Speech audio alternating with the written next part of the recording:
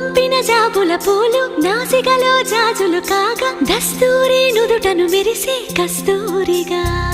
నీ లేఖల అక్షరమాల నా మెడలో హారం కాగా చేరాతలు నా తల రాతను మార్చంగా